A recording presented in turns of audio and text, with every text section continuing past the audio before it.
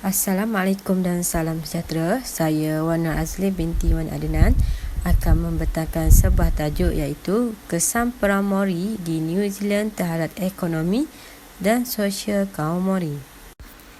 Pengenalan, New Zealand merupakan salah satu daripada daratan yang paling baru diduduki sebagai kawasan penempatan. Pendatang pertama New Zealand adalah Polinesia Timur yang telah datang ke New Zealand di dalam satu migrasi. Selama beberapa abad, pendatang-pendatang ini telah maju sehingga terbinanya satu budaya tersendiri yang sekarang ini telah dikenali sebagai kaum Maori. Sejarah orang Maori di New Zealand merupakan satu sejarah yang agak panjang kerana menjelang abad ke-19 dan ke-20, mereka telah berusaha memperjuangkan hak mereka yang dinafikan oleh Britain, termasuk mengembalikan satu perjanjian tadak bangsa berkenaan. Semasa berlakunya pertemuan antara orang Eropah yang mana mereka digelar sebagai orang Maori pada ketika itu merupakan satu pertemuan yang tragedi. Terdapat dua kesan perang Maori di New Zealand adalah dari segi ekonomi dan juga sosial. Dari segi ekonomi, status hak pemilikan tanah kaum Maori mula terganggu dan teracah yang mana melihat kepada isi perjanjian yang termeterai antara kaum pribumi dan British sememangnya menunjukkan sedikit kontroversi kerana terdapatnya perjanjian dalam versi bahasa Inggeris dan versi bahasa Maori. Kewujudan dua variasi bahasa ini telah menyebabkan salah faham berlaku sehingga perjanjian ini telah dicetak lagi bagi mengatasi masalah salah faham dengan mengumpulkan suku-suku yang berbeza di New Zealand. Dalam teks bahasa Inggeris pada fasa kedua telah dinyatakan bahawa mereka bersetuju menyerahkan hak pembelian tanah kepada ratu. Kesan perang Maori kepada ekonomi yang seterusnya adalah sistem ekonomi diberikan keutamaan kepada orang Eropah. Orang Eropah yang mempunyai niat dan tujuan lain datang ke sesuatu tempat adalah untuk kepentingan ekonomi dan mengumpul kekayaan. Seperti kita sedia maklum, golongan Maori ini merupakan etnik terbesar yang terdapat di New Zealand dan menjalankan aktiviti seperti menangkap ikan paus. Oleh sebab itu, kedatangan orang Eropah seperti New Zealand ini telah menggugat dan mengganggu penguasaan ekonomi yang diusahakan oleh golongan tempatan seperti menangkap hasil laut.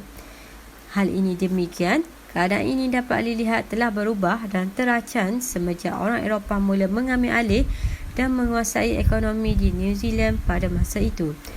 Oleh itu, dapat dilihat bahawa pada asalnya, kegiatan ekonomi yang dijalankan oleh golongan Maori sangat maju dan memberi pendapatan kepada mereka.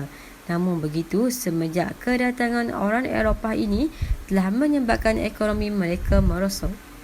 Seterusnya adalah kesan kepada aspek sosial yang mana wujudnya perjanjian Waitangi. Misalnya, dalam perjanjian tersebut, orang Eropah telah menyatakan niat untuk melindungi kepentingan kaum Maori dan British dengan menyediakan penyelesaian British dan mewujudkan sebuah kerajaan untuk mengekalkan keamanan dan ketenteraman. Manakala pada teks Maori telah menunjukkan bahawa penekanan yang berbeza bahawa janji-janji utama ratu untuk kaum Maori adalah menyediakan sebuah kerajaan yang dapat memberi perlindungan kepada kaum tersebut. Oleh itu, kesan daripada perjanjian Waitangi adalah merupakan impak sikap orang Eropah yang bertindak tidak sopan dan kurang ajar ketika datang ke New Zealand dengan tidak mematuhi peraturan-peraturan yang telah ditetapkan dalam perjanjian tersebut. Di samping itu, terdapat juga faktor-faktor lain yang menyebabkan terjadinya perjanjian Waitangi ini adalah yang mananya saling berkait dan memberi kesan ke atas yang lain. Antara faktor-faktor tersebut adalah rasa tidak puas hati penduduk Maori, persaingan kuasa Eropah dan sikap orang Eropah yang tidak menghormati hak kaum majoriti, undang-undang Maori dan peraturan yang telah mereka tetapkan dalam perjanjian Waitangi. Sebagai contohnya, status New Zealand yang bebas daripada Eropah menyebabkan wujudnya persaingan dalam kalangan negara-negara Eropah untuk campur tangan dan menjajah New Zealand.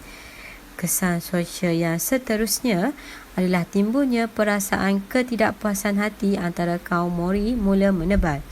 Walau bagaimanapun, perjanjian Waitangi yang termetera itu dikatakan mula menimbulkan ketidakpuashati kaum Maori tak kala menunjukkan keadaan yang tidak seimbang terhadap kedua belah pihak.